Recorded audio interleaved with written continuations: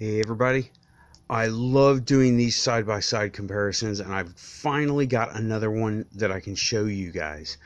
Okay, on the left we have the Pose boosted X-wing, okay, and this is a Hasbro budget model, okay, and it is the budget model because this is the one that comes from Big Lots. It was $15 a year ago, and I think they're still there. Not a year ago, but several months ago. And that's what this is. Okay, now this is the Pose Boosted X-Wing. The wings split apart. Okay, I'm gonna go ahead and just split them apart for this video. They click together, little tabs right there, right? Okay, now this is Pose Boosted X-Wing. As per my other video, this one is military green. But then again, so is this one. It's just darker green. So this is very, very close to black. It's not. It isn't. Okay. Here's something that's black. That's blacker than any of the other ones, but it's not. It's still kind of faded out. This is just a part. This is an old flashlight. Here's something else that's black plastic. Okay. All right, that is as black as it gets. And it's still not quite there. But anyway, here we are. Anyway, I'm done with that for now. But this is the budget Hasbro model. It was $15 at Big Lots. You get it at places like Big Lots and I guess Mayhew. But okay, news. I have just found out that there is a budget model Solo Millennium Falcon in this scale that has Force Link 2.0. I'm not sure what all the Force Link 2.0 goes and has to do with it because it's something to do with an app. I think I might be skipping the Force Link 2.0. But anyway, that's this one. This is the actual. Okay, this is the actual Revell snap-tite. There it is. I was able to thrift one of these. And he has 3 sounds that play, right? I was actually able to thrift one of these. So, I put it together. It came in the box. And they are almost the same ship. This one is much more black paint. This is weird. The ship is proportioned differently, right? And if you can see the differences between the two like this, okay? You see, okay, the wingspan is pretty much spot on the same. The orange is a little bit darker over here. The black plastic is a little bit darker. Now, they're pretty much the same scale. A weirdness about it is the BB-8 here has a gigantic head, whereas this one is more in scale to the vehicle. And it's really small because the body is bigger than the head, right? And they're both, well, this is the more current model because it's the boosted from Last Jedi. No booster, okay? And you can go ahead and freeze frame it at any time to take a close look. I'm doing this as high res as I have it. Okay, obvious differences. This has a rubber nose. This does not. This was Hasbro. This is Revell. And this has the actual landing gear. They're just stuck on. They pop right off if you want to fly around, pew pew. This has it built. Let's just do this. Okay. Wings, S-foils, and cruise position, please, gentlemen. I did assemble this. It took me like 5 minutes. And, okay, the blasters are green plastic on this one, and the same, I'm going to go ahead and call it black. Black on this one. Alright, notice this has paint on the top and bottom. This does not have paint on the bottom of the wings, only on the top, okay? and this has the sound, the pew pew. They both have folding landing gear. Okay, landing gear both fold in. They both leave a little bit to stick out. This is the more playable one because it's, you break it, it doesn't fly to pieces, and you'll never see parts of it again. That's not how that one works. Okay, this one is, the Revell is a lot more fragile feeling. It has a canopy. The canopy opens. That one does not. Okay. And you see, there's little differences all over them. Okay. Two makers, same ship, two different takes. This has the solid engines down here. This has the, you can see the making marks where it's hollow. But they did cast detail inside there, which is neat. That's a nice touch. The blasters all press fit on. They all fit. Okay, they're about pretty much the same length. I got the tape measure right here. Okay, stem to stern. I made a mistake last time doing this, so I'm just going to do this. Oops. Jeez. Okay. Sorry about that. Now we're still looking at the Revell. Okay. Best perspective I've got. Stem to stern, 8 3/4. Okay. Best perspective I've got on this. Stem to stern, 9 inches. Okay.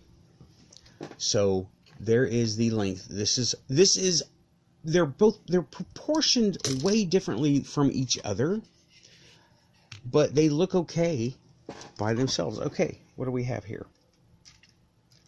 This is 7 3/4. This is 7 3/4. Okay, they're the same width. This one's slightly longer. And the booster doesn't affect the length at all because it hides behind the main engines. Something else I'm just now noticing, the cannons on this one have the flash guard, I guess, horizontal, and this one has it vertical. I showed the BB-8. No paint detail here, paint detail here. The details are, looking at the little pieces here, you get a little bit different paint here, a little paint here, that's not there. Got the orange around the engine or intake, not intake, that's a shield generator. Okay, you got the shield generator here, and it is, you see, has a little bit of silver with an orange mark. Gray plastic, no orange. Okay, they both say, okay, now they both have the same marks here. They're proportioned differently. Generally speaking, okay, they're different in their own little ways. What can I say? You know, can you, do I make any sense here? This one is like snubbier. It's thicker, right, than this one. I'm not going to bother measuring it because you can't really tell looking through this camera right now anyway. But I don't know if a figure was supposed to come with this. It did not. That's okay because this one didn't have one either, and it doesn't have an opening canopy. And that thing with BB-8 and his giant head, that, it doesn't bug me, but it's just not right at all, you know. Okay, I'm just going to go ahead and get this guy to fold up nicely and sit straight. Both of them sit straight with their folding front landing gear. This one folds down and just stays there, but it kind of unfolds easy. This will snap with two little, yeah, I showed you two little snaps right there. Okay, so finally I get to do a comparison. I've been bugging other YouTubers to do this comparison since I've got the Red 3 over there, the other X-Wing. No one wants to do it. No one wants to do a side-by-side comparison. Okay, the assembly on this, put the blasters on. You're ready to go. The assembly on this was a full, the whole thing was in pieces.